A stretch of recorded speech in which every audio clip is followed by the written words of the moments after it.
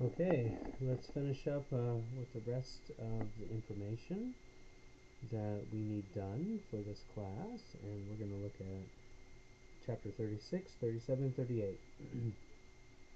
And to begin, in chapter 36, we're going to look at figure 3613, Maria Martinez, and one of her blackware pieces with her husband, Julian Martinez. So, with Pueblo pottery, this is Pueblo pottery coming from northern New Mexico, is one of the best examples of North American pottery. They did not use the potter's wheel, and they used what's called a coiling and slipped technique, which means they would start with a slab of clay pushed into what's called a poke, P-O-K-E, a poke, and then that slab of clay goes into the pokey, and then they score and they slip, and then they add one coil after another to make the overall shape, the overall contoured shape. So using coiled methods instead of wheel throwing methods. And then after that, they would polish them down, and they would polish them down until there was a sheen on the surface. Often used with pieces of stone or well, mostly stone that was hand-me-down. Like, so Maria Martinez received her stones from her auntie, so she was the one who was the prominent potter prior to Maria, and she was the one who would polish them down, and then after that they would be handed off to her husband Julian, who would come in with a slip with a flying tip brush and create the designs that you see in figure 1613. So when you look at that design, that kind of graphite gunmetal look that's kind of matte, that's from the slip. And then the dark rich black shine and sheen is from the polishing that she did with her stones that she got from a previous family member. Then after they were polished down, and then there was the slip application that was applied on the surface with the brush, then it was put into a specific type of firing process called pit firing, which was actually activated by the use of sheep manure, sheep dung, sometimes cow dung, but mostly sheep dung. And then it creates kind of a radiant heat situation, and then there's more small little kindling that's involved and added later to allow the fire to complete to around 1400 degrees Fahrenheit. And then after it slowly cools, all of the residual wood in ash form is removed, as well as any little metal plates that might have been used to help buffer the firing process. Again, this is called a pit fire, P-I-T-F-I-R-E. And then after that, they're cleaned up and burnished, or not burnished, but scrubbed down to get any residual buildup of ash off, and then you get the end result, which is 3613, one of these blackware pieces. This is a very specific type of clay. It's called an earthenware clay, so EARTHENWARE clay, that is found in New Mexico, mixed in with a blue sand. That is giving Maria, that gave Maria an opportunity to build using coils without it sagging on her. She was able to conclude the piece very quickly. So it's yeah, so that's exactly how the process was done. The abstract and conventional decor on the surface often would deal with clouds, wind, and rain. All right, so very elemental. They would only gather the amount of clay they needed for the present projects that they wanted to work on. So it was very much about only get what you need, not too much. So in the black on black pottery is what it's called, is a San Ildefonso Pueblo. It's part of the San Ildefonso Pueblo in northern Mexico. And again, I mentioned the matte designs, I mentioned the polished surfaces, I mentioned the pit fire process, and what I didn't mention was that the pattern on the rim is a repeated feather pattern, And then around the band or the register in the center of the pot is what's called a stylized avanyus. Avanyus. Avanyus. And that is the feathered serpent associated with the rain. So again, often this black on black pottery would be a tribute to the clouds, the winds, and the rain, the elementals, nature. And in particular with this piece, 3613, it is a stylized Avanyus, which is the feathered serpent, which is associated with the rain, which we see in like in the Quetzalcoatl, for example, in Tetacan in outside of Mexico City. So that is the Pueblo pottery that we see in front of us. And now we're going to move into what's called the Rapa Nui, which is Easter Island. And that figure that we're going to refer to is 3713. 3713.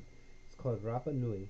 R-A-P-A space N-U-I, also known as Easter Island, which was a name that was given by a Dutch explorer because they landed on that island on the day of Easter for that year, but it's actually called Rapa Nui. R-A-P-A-N-U-I. Rapa Nui. It's one of the earlier art pieces that is the largest in oceanic history. And oceanic, we're referring to the islands found in the Pacific Ocean. That's not a great island like we would see with New Zealand or we would see with Australia, which is considered a continent. These are all of the clusters of Macro and Micronesia and Polynesian. And in particular, Rapa Nui is part of the Polynesian studies. And it's one of the earlier, largest pieces that we see in Polynesian oceanic art. These are called, what we see here in figure 3713 are moai, M-O-A-I, moai. And they're 50 feet tall, and they're on ahu, which are called A-H-U, ahu, and those are stone platforms. So this is the moai, the 50-foot tall figures that are on top of the ahu, the stone platforms. They're very huge. They're very blocky and yellowish brown volcanic tuff, T-U-F-F. So they're made out of a blocky yellowish brown volcanic tuff, T-U-F-F. They have planar faces, very simple. They have very large staring eyes, and they have a very strong jawline, and they have elongated earlobes, which has to do a little bit with the piercing, the tribal piercing that you see throughout much of the Polynesian islands, macro and micro. And then also you see the figure on 3713, the second from the right, has a pukeo, which is a red scoria cylinder on top, which is supposed to represent a top knot, which would be the long hair that's wrapped up on the top and then locked together by itself. It's called a pukayo, P-U-K-A-O, P-U-K-A-O, pukayo. It's a red scoria cylinder, which is a specific type of rock placed on top to make it look like a top knot. And these figures would actually face towards the city. They would face towards the villages, and their backs would be towards the sea, almost like they're this guardian, so to speak, looking inward towards the people for protection. All right.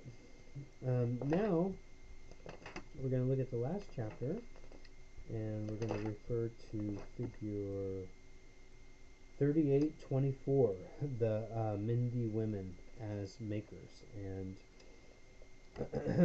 so the Mindi female maskers in particular. So what was going on here with the Mindi is we have two different types of masks that were being made. You had men and women that made two different types of masks. And the women would control the Sandi mask, and the men would control the Puro mask. So what we see here with figure 3824 is a Sandi, mask, Sande, and the men would make a counter mask, which is Puro, Poro. And the Sandi masks that we see here with figure 3824 are referring to feminine spirits from the underworld, underwater in particular. So these masks are supposed to reflect the idea of the feminine energy coming from the underwaters that were continentally surrounding that of Africa, the continent of Africa. So these masks are supposed to represent that feminine energy coming from the underwater in those homes. And how we know that is that when looking at it on the very top, it has a turtle. Okay, so you can see the textured pattern that's crossing, creating these horizontal and vertical line pattern in combination with the top very very apex of the mask is supposed to be a turtle that is emerging its head out of the shell.